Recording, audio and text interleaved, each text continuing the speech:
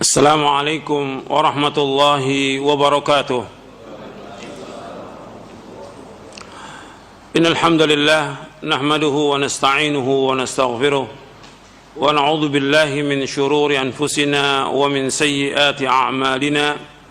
من يهده الله فلا مضل له ومن يضلل فلا هادي له. أشهد أن لا إله إلا الله وحده لا شريك له وأشهد أن محمدًا عبده ورسوله. يا أيها الذين آمنوا اتقوا الله حق تقاته ولا تموتن إلا وأنتم مسلمون. يا أيها الناس اتقوا ربكم الذي خلقكم من نفس واحدة وخلق منها زوجها وبث منهما رجالا كثيرا ونساء واتقوا الله الذي تساءلون به والأرحام إن الله كان عليكم رقيبا. يا أيها الذين آمنوا اتقوا الله وقولوا قولا سديدا يصلح لكم أعمالكم ويغفر لكم ذنوبكم ومن يطع الله ورسوله فقد فاز فوزا عظيما. أما بعد فإن أصدق الحديث كتاب الله وخير الهدي هدي محمد صلى الله عليه وعلى آله وسلم وشر الأمور محدثاتها وكل محدثة بدعة وكل بدعة ضلالة وكل ضلالة في النار. Ayolah ikhwah, azakumullah, kepada jamaah yang mudah-mudahan dirahmati oleh Allah Subhanahu wa taala, dan kepada kaum muslimin pemirsa TV Roja dan pendengar Radio Roja yang mudah-mudahan dirahmati oleh Allah taala. Alhamdulillah, kita bersyukur kepada Allah Subhanahu wa taala atas segala nikmat yang Allah karuniakan kepada kita, nikmat Islam, nikmat iman, nikmat sehat, nikmat afiah, nikmat dijauhkan oleh Allah dari berbagai macam malapetaka. Kita bersyukur kepada Allah atas semua nikmat, dan sering saya ingatkan nikmat yang paling besar adalah nikmat Islam dan sunnah. Ikhwani fid din, azakumullah, kita masih membahas syarah akidah Ahlussunnah wal Jamaah, poin yang ke-24 tentang wajibnya mencintai Nabi Muhammad sallallahu alaihi wa ala alihi wasallam. Yang terakhir pada pekan yang lalu kita membahas tentang salawat kepada Rasulullah sallallahu alaihi wasallam. Itu poin yang keempat dari bab atau poin yang ke-24 dari syarah akidah Ahlussunnah wal Jamaah. Poin yang ke-24 sudah kita bahas 4 poin. Sekarang kita masuk poin yang kelima dari poin yang ke-24. Yang kelima tentang larangan ghulu dan berlebih-lebihan dalam memuji Nabi sallallahu alaihi wasallam. Artinya ghulu, berlebihan kepada Rasulullah SAW tidak boleh, dan juga memuji Nabi dengan berlebihan juga tidak boleh. Jadi ada dua di sini. Yang pertama tentang ghulu, berlebihan kepada beliau, tidak boleh. Yang kedua, memuji beliau dengan berlebihan juga tidak boleh. Dua-duanya tidak boleh. Jadi ghulu artinya melampaui batas. Ghulu itu, jadi qala yaghlu ghuluwan, melampaui batas. Jika ia melampaui batas dalam ukuran, itu namanya ghulu. Allah berfirman dalam surah An-Nisa di ayat 171, la taghlu fi dinikum, janganlah kalian melampaui batas dalam agama kalian.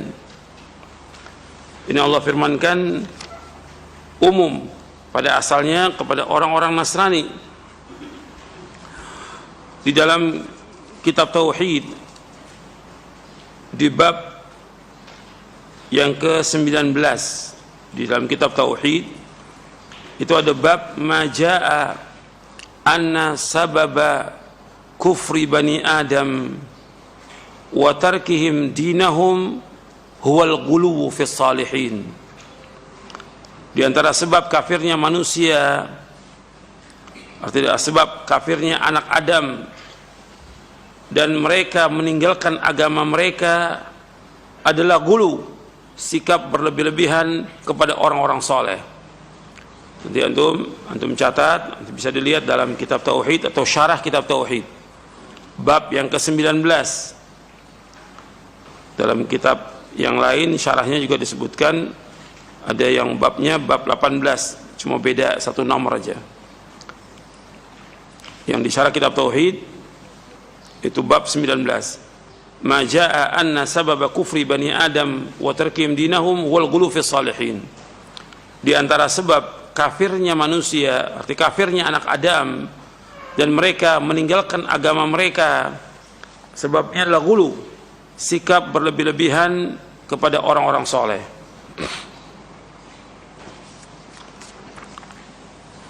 Allah berfirman dalam surah An-Nisa ayat 171, ya ahlal kitabi la taghlu fi dinikum wa la taqulu 'ala Allahi illa al-haqq innamal masihu Isa ibn Maryam rasulullah wa kalimatuhu alqaha ila Maryam wa ruhum min. Wahai ahlul kitab, janganlah kalian melampaui batas dalam agama kalian dan janganlah kalian mengatakan terhadap Allah kecuali yang benar. Sungguh Al-Masih putra Maryam adalah utusan Allah dan yang diciptakan dengan kalimatnya yang disampaikannya kepada Maryam dan dengan tiupan roh dari Allah Subhanahu wa taala.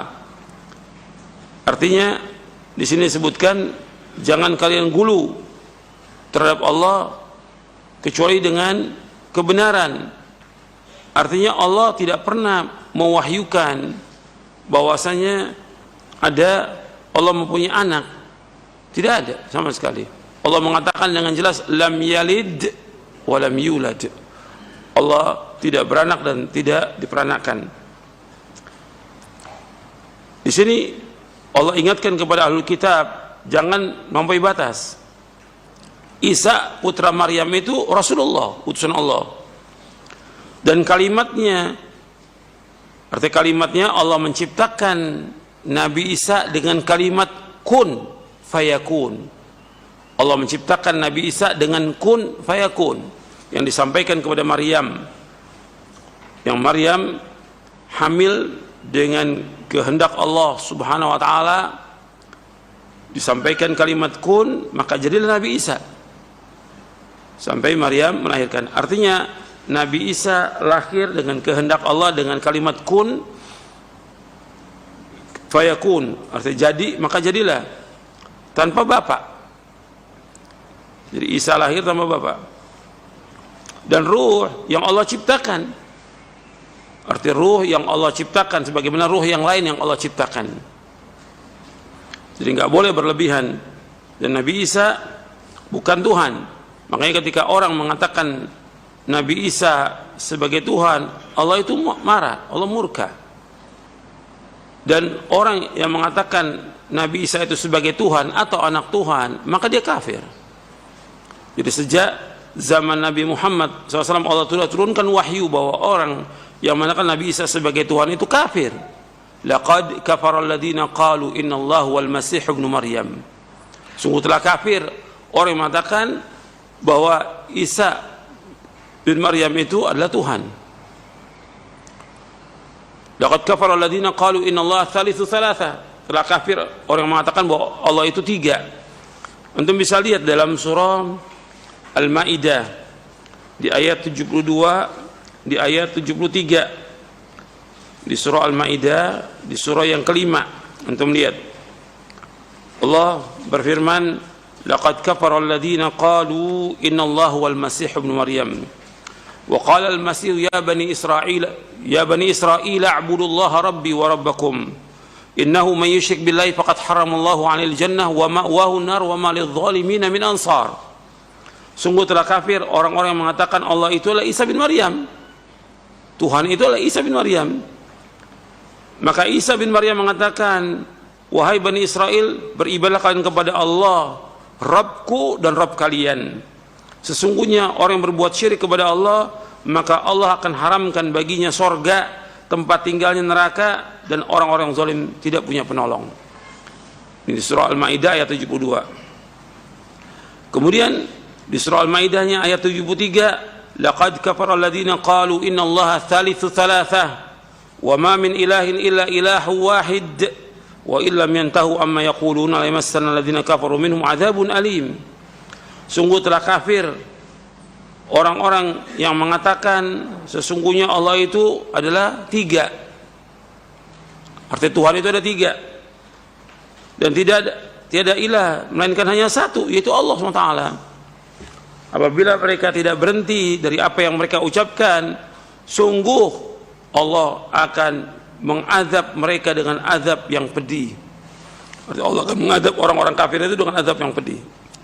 Jadi Allah sudah mengatakan di sini bahwasanya telah kafir orang mengatakan Allah itu tiga, telah kafir orang yang mengatakan Isa itu adalah Tuhan atau Isa itu adalah putranya Allah. Ini kafir. Sebab ilah itu hanya satu, hanya Allah SWT. Wa ilahakum ilahu wahid, la ilaha illa huwa rahmanur rahim. Ilah kamu lah ilah yang satu, enggak ada ilah kecuali Allah. Kalau dipertanyakan kenapa mereka sampai mengatakan Isa sebagai Tuhan, ya karena gulu. Kalau dibahas bab ini, kenapa mereka? Karena gulu. Mereka berlebih-lebihan kepada Isa bin Maryam.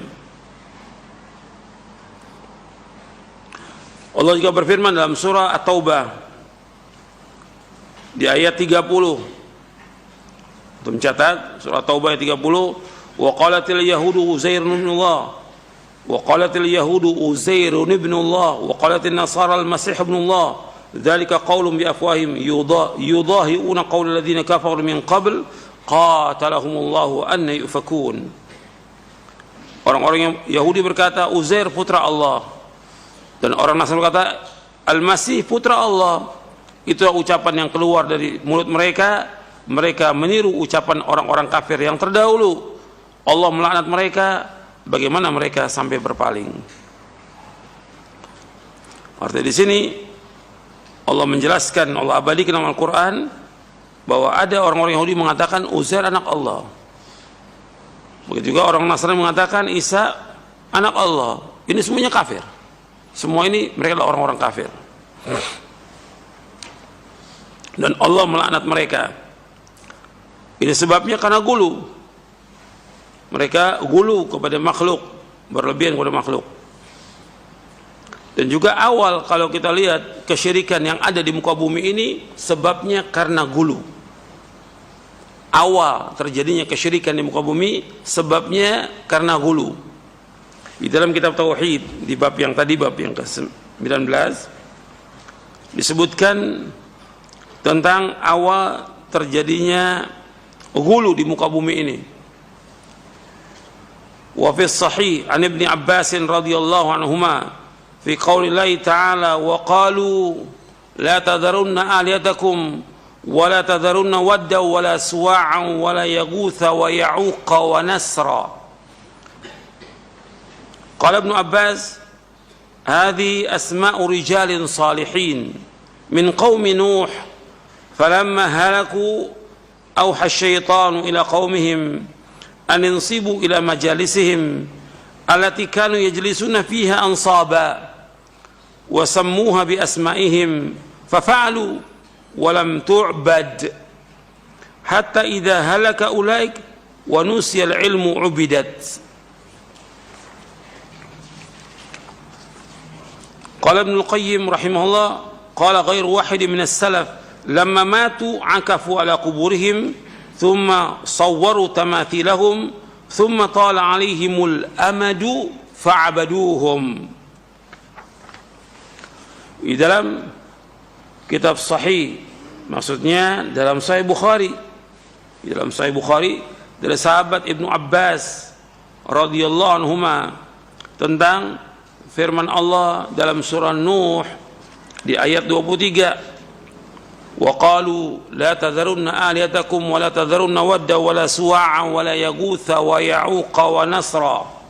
Dan mereka berkata, jangan sekali-kali kalian meninggalkan penyembahan Tuhan-Tuhan kalian, dan jangan pula sekali-kali kalian meninggalkan penyembahan Wad, jangan juga Suwa', Yaguth, Ya'uq dan Nasr. Ibnu Abbas radhiyallahu anhu berkata, ini adalah nama-nama orang soleh dari kaum Nabi Nuh Artinya nama-nama ini Wad, Suwa', Yaguth, Ya'uq dan Nasr adalah orang-orang yang saleh dari kaum Nabi Nuh alaihi salatu wassalam. Tatkala mereka meninggal, syaitan membisikkan kepada kaum mereka agar mereka mendirikan patung-patung pada tempat yang pernah diadakan pertemuan di sana oleh mereka, dan menamai patung-patung itu dengan nama-nama mereka. Orang-orang itu pun lantas melaksanakan bisikan syaitan tersebut. Tetapi patung-patung mereka ketika itu belum disembah, hingga orang-orang yang mendirikan patung tersebut meninggal dunia, semuanya meninggal dan ilmu agama dilupakan, barulah patung-patung itu disembah. Ini diriwayatkan oleh Imam Bukhari dalam sahihnya. Kata Imam Ibnu Qayyim rahimahullah, banyak kalangan salaf yang mengatakan setelah mereka itu, yakni orang-orang soleh meninggal, orang-orang lantas sering mendatangi kuburan mereka, lalu membuat patung-patung mereka. Kemudian setelah masa demi masa berlalu, sejak masa itu akhirnya disembahlah patung-patung tersebut. Ini akibatnya akibat gulu. Ibnu Qayyim menyebutkan dalam kitabnya Ighathatul Lahfan min Masaidi Syaitan. Jadi di sini kalau kita lihat, sikap gulu berlebih-lebihan terhadap orang soleh merupakan sebab yang bisa mengantarkan penyembahan kepada mereka. Dan ini sudah terbukti. Ini terjadi pada zaman Nabi Nuh, nanti terjadi juga pada zaman Nabi Muhammad SAW. Artinya umat Nabi Muhammad ini, kita lihat banyak kubur-kubur yang dianggap kuburan keramat, kuburan orang soleh, dibangun kuburannya, kemudian disembah. Seperti yang kita lihat di Indonesia, kuburan Wali Songo, orang datang berbondong-bondong. Dalam Islam nggak boleh seperti ini. Ziarah kubur boleh, tapi ziarah dengan tujuan untuk mencari barokah, tujuan untuk beribadah di tempat kubur tersebut, nggak boleh dalam Islam. Ini merupakan jalan yang membawa kepada penyembahan, dan terbukti akhirnya disembah. Orang datang ke sana minta kepada mereka agar disembuhkan penyakitnya, dimudahkan jodohnya, dimudahkan rezekinya, diangkat jabatannya, dan yang lainnya. Terjadi ini, dan yang datang bukan sedikit, jutaan. Sudah terjadi sejak zaman dahulu, dan ini terjadi di Irak, terjadi di Mesir, banyak negeri Islam. Yang paling banyak di Indonesia ini. Makanya harus dakwah tauhid, harus terus, nggak boleh berhenti. Karena penyembahan kepada selain Allah, Allah nggak redho, Allah tidak redho. Karena dosa yang paling besar dosa apa? Syirik. Makanya nasihatnya yang pertama kali seorang bapak kepada anaknya Allah abadikan dalam Al-Quran. Nasihatnya siapa? Luqman kepada anaknya, ya bunayya la tusyrik billah inna syirka la dzulmun adzim. Wahai anakku, jangan berbuat syirik. Syirik itu kezaliman yang amat besar. Nggak ada kezaliman di muka bumi yang lebih zalim daripada kesyirikan. Allah sebutkan demikian dalam Al-Quran.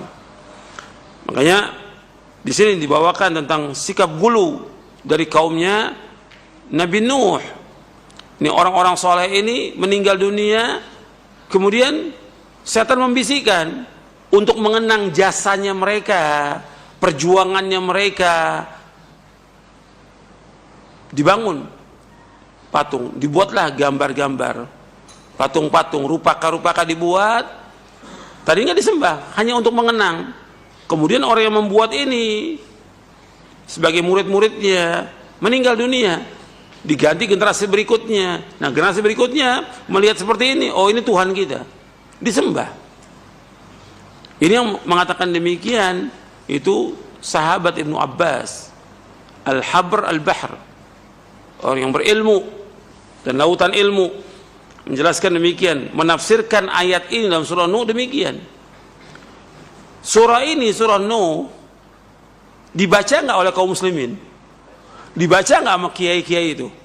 Dibaca. Mestinya kalau mereka baca surah ini, surah Nuh, bahkan mereka hafal, baca tafsirnya. Bagaimana awal kejadian orang menyembah kepada selain Allah. Ghulu ini. Tapi dilewati aja itu surah Nuh. Ibnu Abbas menjelaskan di dalam Sahih Bukhari, dijelaskan Ibnu Abbas. radhiyallahu anhu, bahwa awal terjadinya kesyirikan gulu ini disebabkan pada zaman Nabi Nuh, orang-orang gulu kepada orang-orang soleh. Jadi kalau kita lihat dari faedah yang dapat kita ambil dari riwayat ini, yang pertama, sikap gulu berlebihan terhadap orang soleh merupakan sebab yang mengantarkan penyembahan terhadap mereka. Yang kedua, orang yang melakukan syirik besar beribadah kepada selain Allah, berarti dia telah meninggalkan agamanya, yaitu murtad setelah terpenuhi syarat-syaratnya. Karena agama Islam dibangun di atas apa? Di atas tauhid. Agama Islam dibangun di atas tauhid. Semua nabi dan semua rasul mendakwakan dakwah apa? Dakwah tauhid. Dan juga di sini peringatan terhadap apa? Gambar-gambar dan patung-patung. Awalnya digambar, dilukis, dibuat patung, kemudian disembah. Dan juga yang keempat, peringatan terhadap tipu daya syaitan. Jadi setan itu selalu menghiasi keburukan dengan kebaikan, dan setan berusaha bagaimana menyesatkan manusia dengan bertahap. Perhatikan tuh, setan menyesatkan manusia dengan bertahap, nggak langsung. Makanya Allah menyebutkan wala tattabi'u khutuwatis syaitan. Jangan kalian mengikuti langkah-langkah setan. Setan menyesatkan manusia selangkah demi selangkah, khatwa-khatwa, nggak sekaligus. Wala tattabi'u khutuwatis syaitan innahu lakum aduwwun mubin. Setan musuh yang nyata bagi kalian. Kemudian yang kelima, peringatan terhadap bahaya bid'ah walaupun niatnya baik. Yang keenam, beriktikaf di kuburan merupakan wasilah yang dapat mengantarkan kepada perbuatan syirik. Iktikaf di kuburan, dari zaman dulu sudah ada orang iktikaf di kuburan. Kalau menurut Islam, i'tikaf di mana? Di masjid, bukan di kuburan. Tapi orang-orang jahiliyah, Allah sebutkan dalam Al-Quran, mereka itu i'tikafnya kepada siapa? Kepada berhala. Mereka ibadah kepada berhala. Dengan duduk bersimpuh di sana, kadang-kadang beberapa jam, kadang-kadang sampai sehari dia bersimpuh di sana itu. I'tikaf di sana, di kuburan itu, sampai bermalam juga. Ini merupakan wasilah yang mengantarkan kepada perbuatan syirik. Yang ketujuh, faedahnya mengetahui betapa besarnya kedudukan ilmu. Karena selama ilmu itu masih ada, artinya ada orang-orang yang berilmu yang menjelaskan kepada manusia tentang tauhid dan bahaya syirik, insya Allah agama ini akan terjaga. Tapi ketika sudah meninggal orang-orang yang mendakwakan dakwah tauhid, maka orang akan menyembah kepada selain Allah. Maka di sini dikatakan oleh Ibnu Abbas, kata Ibnu Abbas, wa nusiyal ilmu ubidat. Ilmu itu sudah dilupakan, kemudian disembah. Artinya sudah nggak ada lagi para dai atau ulama yang mendakwakan dakwah tauhid. Kalau sudah nggak ada, disembah semua kubur-kubur itu. Jadi selama masih ada dai yang mengajak kepada tauhid, ini merupakan keberkahan bagi umat ini. Yang kedelapan, tentang bahayanya orang yang tidak belajar agama. Kalau orang tidak belajar agama, tidak nuntut ilmu, lama-kelamaan dia akan sesat. Akan sesat. Apalagi dia merasa dirinya sudah cukup.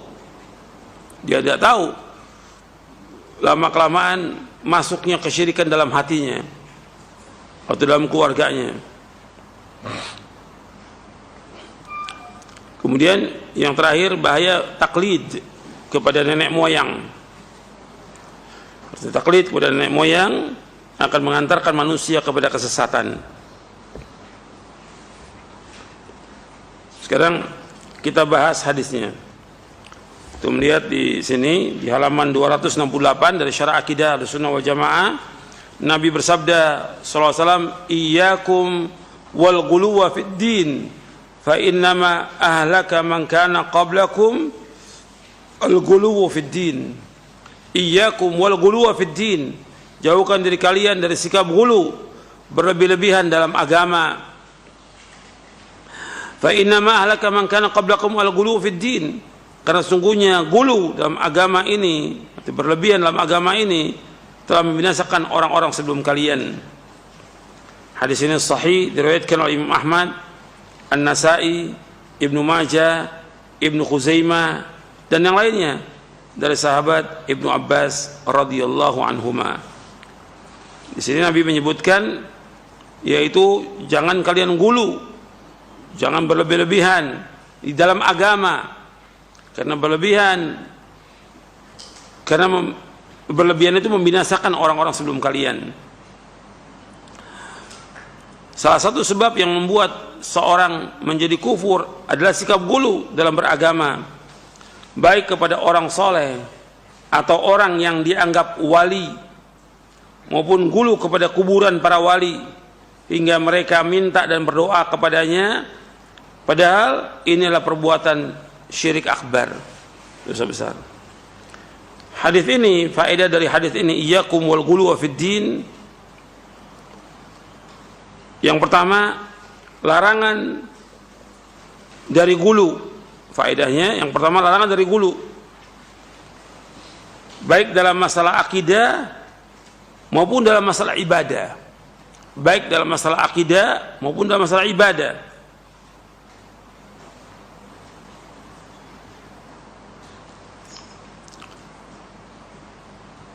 Yang kedua, jeleknya akibat dari gulu.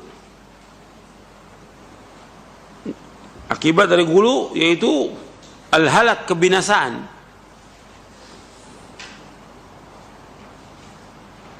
Yang ketiga, kita harus mengambil pelajaran dari umat-umat terdahulu agar kita tidak sesat. Sebab di sini disebutkan fa inna ma ahlaka man kana qablakum al-ghulu fid din. Yang membinasakan orang sebelum kalian dengan sebab gulu. Kita harus ambil pelajaran itu. Jangan gulu. Jangan gulu kepada orang-orang saleh. Jangan gulu juga dalam ibadah. Dan gulu juga dalam masalah akidah. Seperti masalah akidah, keyakinan seperti Khawarij yang mereka mengatakan orang yang berbuat dosa besar kafir. Ini gulu mereka. Kemudian bukan hanya kafir, bahkan mereka bunuh. Seperti Khawarij mengkafirkan Khalifatul Rashid Ali bin Abi Thalib radhiyallahu an, sampai mereka memerangi Ali bin Abi Thalib, sampai mereka membunuh. Awalnya Ali membunuh mereka, tapi kemudian mereka terus berusaha bagaimana membunuh Khalifatul Rashid, seperti yang sudah saya sampaikan. Dan yang bunuh itu adalah ahli ibadah, tapi ditutup kehidupannya dengan su'ul khatimah, yaitu Abdurrahman bin Muljam al-Muradi yang membunuh Ali bin Abi Thalib radhiyallahu anhu. Begitu juga nggak boleh gulu dalam ibadah. Ibadah juga sesuai dengan contoh Nabi, jangan berlebih-lebihan, dan orang akan meninggalkan ibadah itu karena dia berlebihan dalam masalah ibadah. Mau sholat malam Nabi kerjakan 11, dia kerjakan lebih daripada itu sampai dia nggak tidur, akhirnya ditinggalkan ibadah itu oleh dia.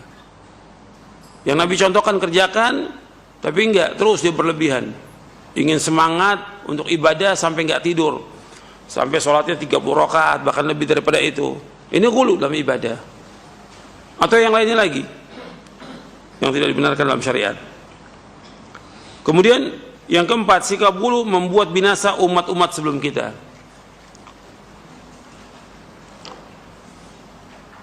Yang kelima, jadi sikap gulu membuat binasa umat-umat sebelum kita.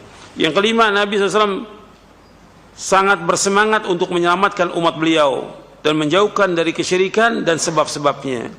Jadi Nabi SAW bersemangat, sangat semangat untuk menyelamatkan umat beliau dan menjauhkan mereka dari kesyirikan dan sebab-sebabnya.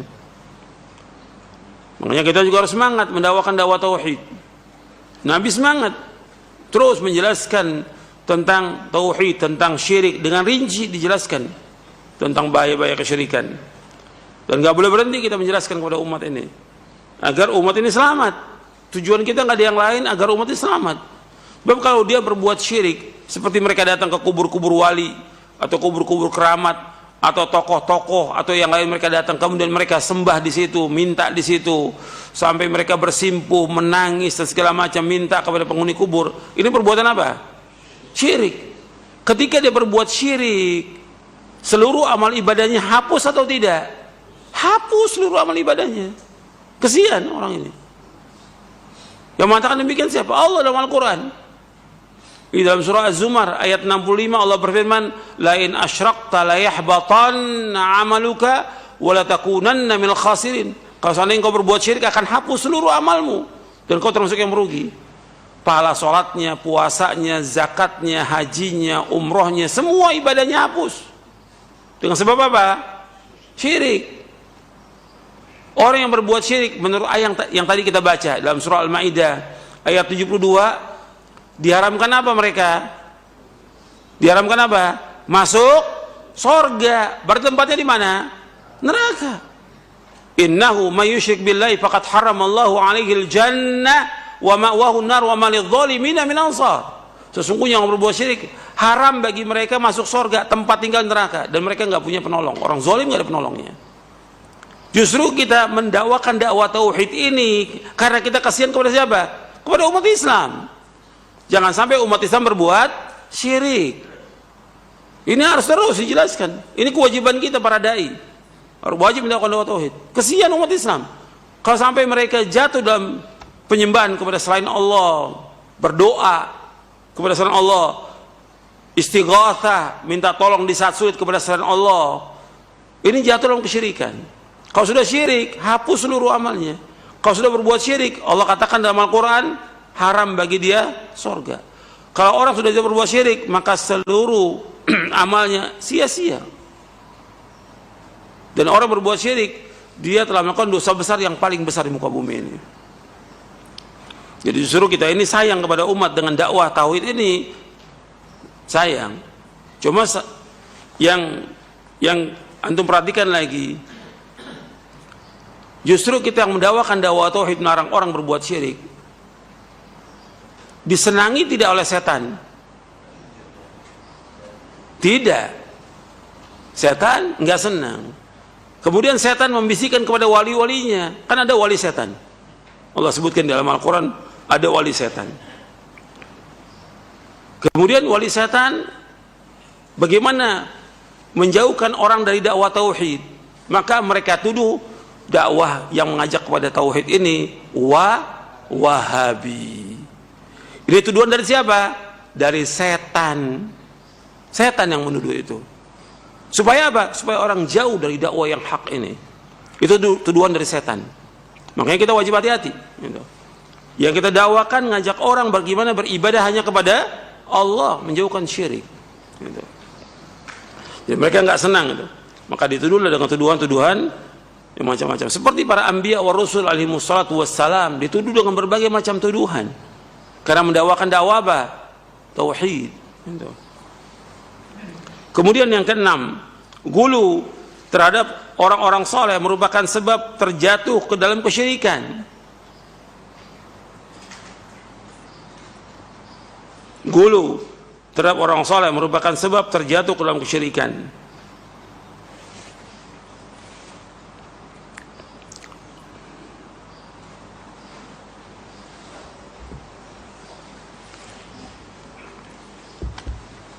Sekarang kita lanjutkan. Tadi pembahasan tentang gulu. Kemudian tentang itra. Itra artinya melampaui batas, berlebih-lebihan dalam memuji serta berbohong karenanya. Dan yang dimaksud dengan gulu dalam hak Nabi Muhammad SAW adalah melampaui batas dalam menyanjung beliau, sehingga mengangkatnya di atas derajatnya sebagai hamba dan rasul utusan Allah. menisbatkan kepadanya sebagian dari sifat-sifat ilahiyah. Hal tersebut misalnya dengan memohon dan meminta pertolongan kepada beliau, tawassul dengan beliau, tawassul dengan kedudukan dan kehormatan beliau, bersumpah dengan nama beliau sebagai bentuk ibadah kepada selain Allah. Perbuatan ini adalah syirik. Ini termasuk ghulu dan juga itra.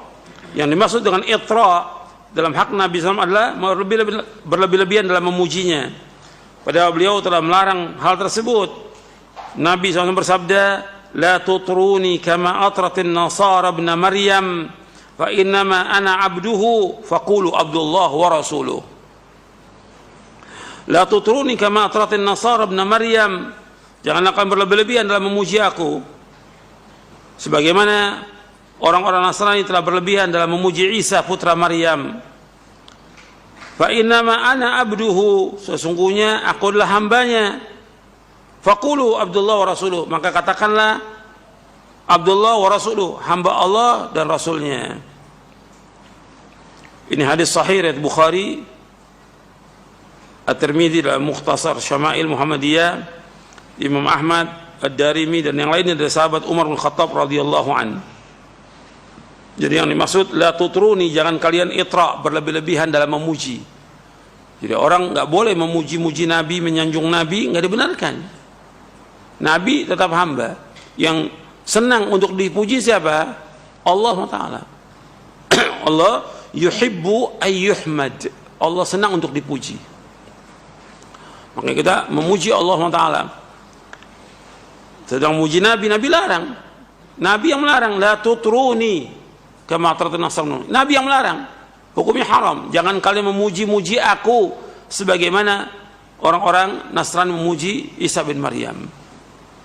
Dan hadis ini sahih riwayat Bukhari, Tirmidzi, Ahmad, Darimi dan yang lainnya. Jadi janganlah kalian, maksudnya dengan kata lain, jangan kalian memuji aku secara batil. Jangan kalian berlebih-lebihan dalam memuji aku. Hal itu sebagaimana telah dilakukan oleh orang-orang Nasrani terhadap Isa alaihissalatu wassalam, sehingga mereka menganggapnya memiliki sifat ilahiyah. Karena itu sifatilah aku sebagaimana Rabbku telah memberikan sifat kepadaku, maka katakanlah hamba Allah dan Rasulnya. Di antara bentuk berlebihan kepada Nabi SAW, mereka mengatakan kalau orang membaca selawat atau yang lainnya, Nabi itu datang, atau dalam peringatan-peringatan maulid atau yang lainnya, rohnya Nabi datang. Ini termasuk ghulu.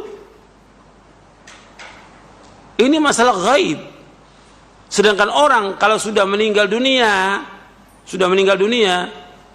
roh itu berada di mana?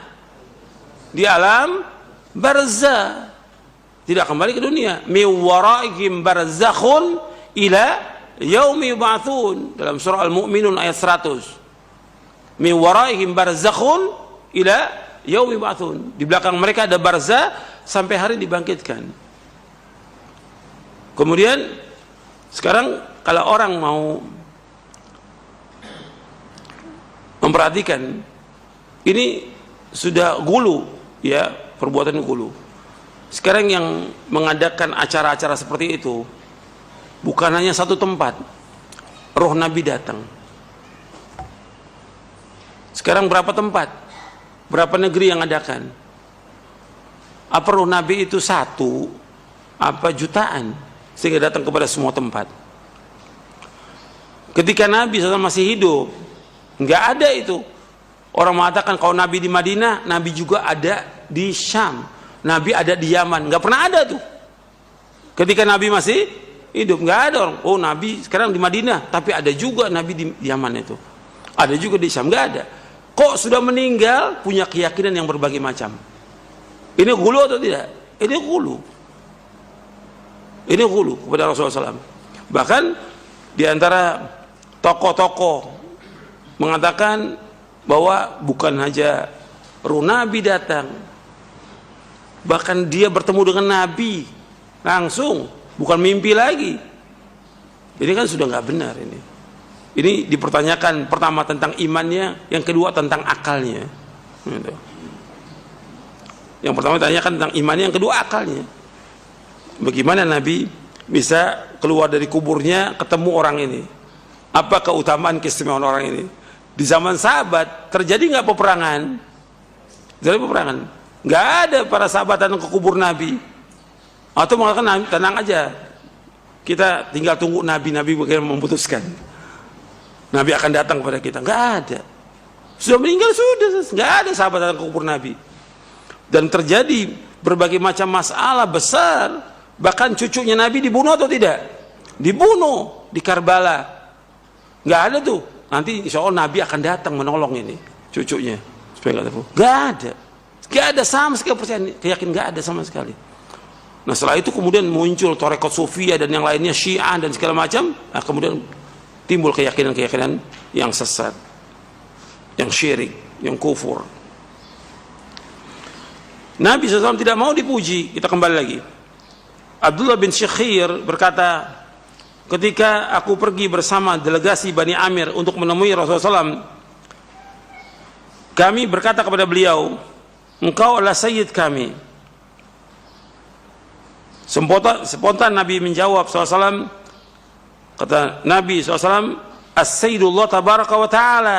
Sayyid, penguasa itu atau tuan itu adalah Allah tabaraka wa ta'ala.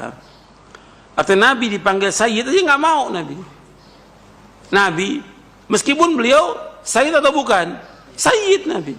Sampai Nabi mengatakan SAW, ana sayyidu waladi Adam yaumal qiyamah wala fakhr. Aku adalah sayyid, tuan anak Adam pada hari kiamat, dan aku tidak berbangga. Nabi mengatakan ana sayyidu waladi Adam, aku adalah sayyid, dan hadisnya sahih. Tapi ketika Nabi dipanggil sayyid, Nabi nggak mau. Karena apa? Nabi mencegah supaya orang tidak jatuh dalam kesyirikan, gulu. Takutnya mereka gulu. Lalu kami berkata, dan kau adalah orang yang paling utama dan paling agung kebaikannya. Nabi menjawab juga, qulu biqaulikum au ba'di qaulikum wala yastajriyannakumus syaitan.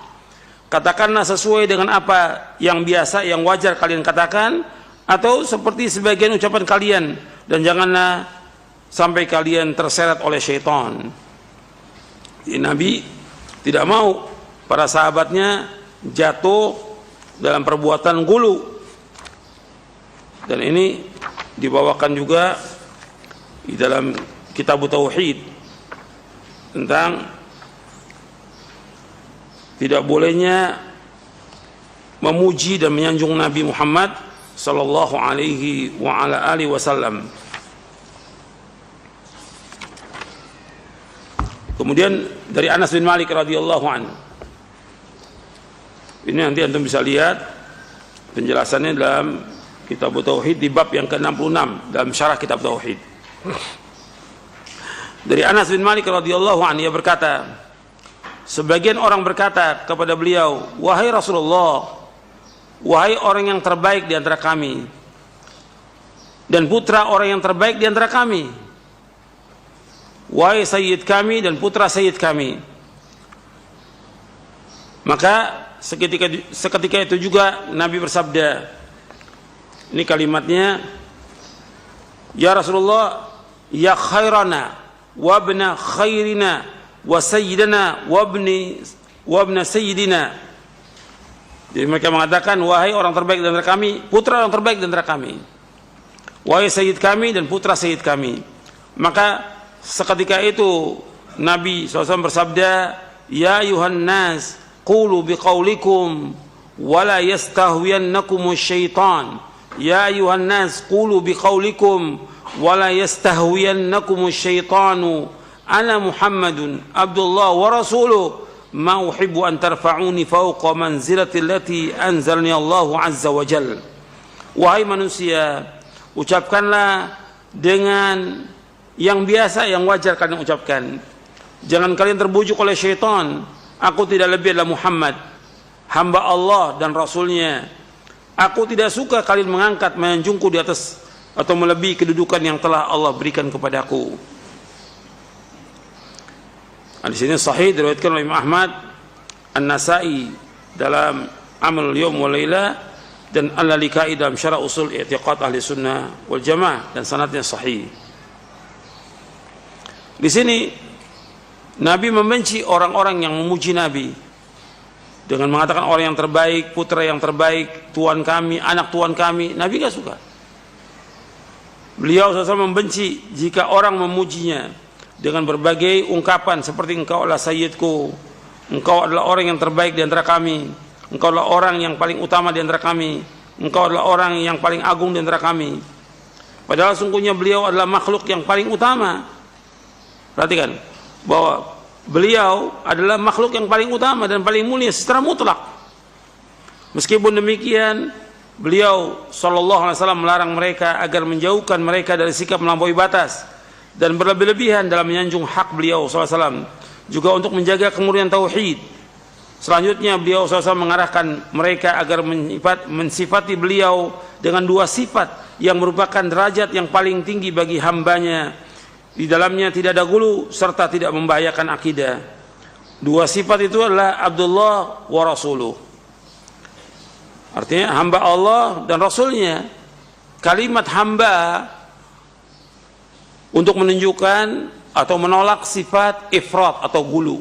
Kalimat hamba untuk menolak sifat ifrat atau gulu Nabi sebagai hamba. Makanya Allah menyebutkan meskipun beliau sudah mencapai derajat yang paling tinggi sampai beliau diangkat ke langit, dimi'rajkan, Allah menyebutkan subhanalladzi asra bi'abdihi laila minal masjidil haram. Maha suci Allah yang telah menjalankan hambanya di waktu malam. Allah menyebutkan dengan hamba meskipun sudah mencapai kedudukan yang tinggi, hamba. Ini untuk menjauhkan sifat ifrat. Itu Nabi paling senang dipanggil demikian. Yang kedua, Rasul untuk menolak sifat tafrid, sikap tafrid. Tafrid menyanyiakan. Kalau Nabi sebagai Rasul, wajib kita untuk ittiba kepada beliau. Nggak boleh kita menyanyiakan haknya Rasulullah SAW. Kita wajib untuk mencintai beliau. Kita wajib untuk mengagungkan beliau, memuliakan beliau. Dan diantara konsekuensi cinta kepada Nabi yaitu ittiba. Kita mengikuti Nabi Muhammad SAW. Bukannya kita memuji-muji, menyanjung-nyanjung sampai disamakan Nabi dengan Allah. Ini perbuatan syirkun akbar. Menyekutukan Allah. Artinya menyamakan Nabi kedudukannya dengan Allah nggak boleh. Nabi tetap hamba. Meskipun beliau yang paling mulia dari seluruh makhluk, tetap beliau sebagai hamba. Bukan sebagai ma'bud. Ma'bud hanya satu, yang disembahnya satu, yaitu Allah. Sebagaimana Khalik hanya satu, yaitu Allah. Semuanya makhluk. Selain Allah, semuanya makhluk. Nggak boleh disembah. Jadi beliau SAW tidak suka disanjung melebihi dari apa yang Allah berikan dan Allah ridhoi. Tetapi banyak manusia yang melanggar larangan Nabi SAW tersebut, sehingga mereka berdoa kepadanya. Ada orang yang berdoa kepada Nabi. Kalau ke Madinah, ketika mereka ziarah kubur Nabi, mereka langsung berdoa minta kepada Nabi SAW. Ini perbuatan syirkun akbar. Berdoa kepada Allah, bukan berdoa ke kubur Nabi minta kepada Nabi SAW. Ini syirkun akbar. Minta pertolongan, bersumpah dengan namanya, meminta kepadanya sesuatu yang tidak boleh diminta kecuali kepada Allah. Hal itu sebagaimana yang mereka lakukan ketika peringatan Maulid Nabi SAW dalam kasidah atau anasyid, di mana mereka tidak membedakan antara hak Allah Subhanahu wa taala dengan hak Rasulullah sallallahu alaihi wasallam. Al-Imam Ibnu Qayyim Al-Jauziyah mengatakan dalam kasidah nuniyahnya, beliau berkata, lillahi haqqun la yakunu li ghairihi wa li 'abdi haqqun huma haqqani la taj'alul haqqaini haqqan wahida min ghairi tamyizin wala furqani. Allah memiliki hak yang tidak dimiliki selainnya.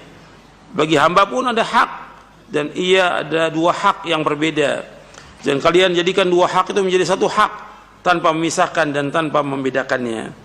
Ini perkataan Imam Ibnu Qayyim dalam nuniyahnya, dalam Al-Kafiyah Asy-Syafiyah fil Intisar lil Firqatin Najiyah, karya Imam Ibnu Qayyim. Ya, sampai di sini dulu kajian kita, mudah-mudahan bermanfaat. Dan kita wajib hati-hati jangan sampai kita gulu kepada Rasulullah sallallahu alaihi wasallam. beliau sebagai manusia, sebagai hamba, kita tetap memuliakan beliau. Kewajiban kita untuk taat kepada beliau dan ittiba kepada beliau. Wassallallahu Nabi Muhammadin sallallahu alaihi wa ala alihi wasallam.